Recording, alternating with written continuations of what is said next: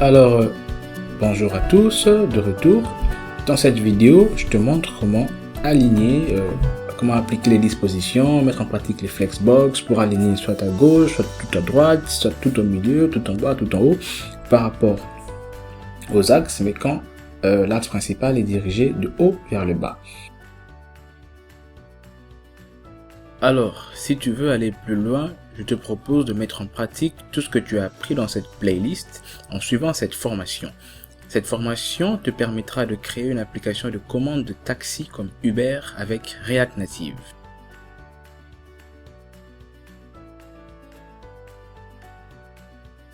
Alors, pour déterminer l'axe principal, bien sûr, c'est la propriété Flex Direction. Et pour haut vers le bas, je n'ai qu'à lui dire column à ce niveau. Et pour l'instant, je me débarrasse de tout ça. On sauvegarde, on voit ce que ça donne. Voilà. Et maintenant, l'axe principal est dirigé de haut vers le bas et l'axe secondaire est à ce niveau. Si je veux aligner cet élément tout à droite ici, donc à la fin de l'axe secondaire, qu'est-ce que je vais faire?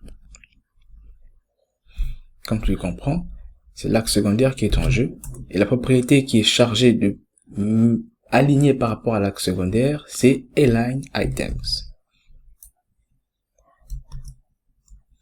Et quand il s'agit de la fin, bien sûr, c'est Flex End à ce niveau. Alors, on va voir si ça fonctionne. Je sauvegarde, j'actualise, et voilà, ça fonctionne. Et maintenant, je vais l'aligner tout en bas, ici. Ça signifie à la fin de l'axe principal. Mais je veux qu'il reste aussi à la fin de l'axe secondaire. L'axe secondaire ne change pas, c'est à la fin de l'axe principal. Alors, la propriété sera alignée par rapport à l'axe principal. Je vais plus revenir dans la suite. Là, je me répète beaucoup pour que ça reste, mais à la suite, j'irai vraiment rapidement. C'est Justify Content. Et la fin, ça veut dire Flex End. Je sauvegarde, j'actualise. Badaboum. Et si je veux l'aligner à ce niveau, ça signifie à la fin de l'axe principal, mais au début de l'axe secondaire. Donc, à gauche et en bas.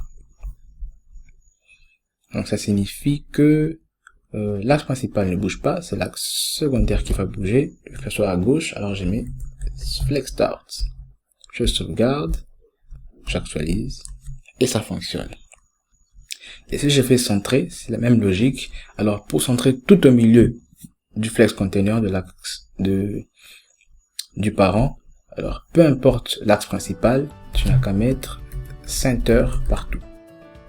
Ça tu es sûr que ça va centrer et horizontalement et verticalement. Ça sera bien au milieu. Alors là c'est centré. Ok. Alors ça sera tout pour cette vidéo et on continue dans la prochaine.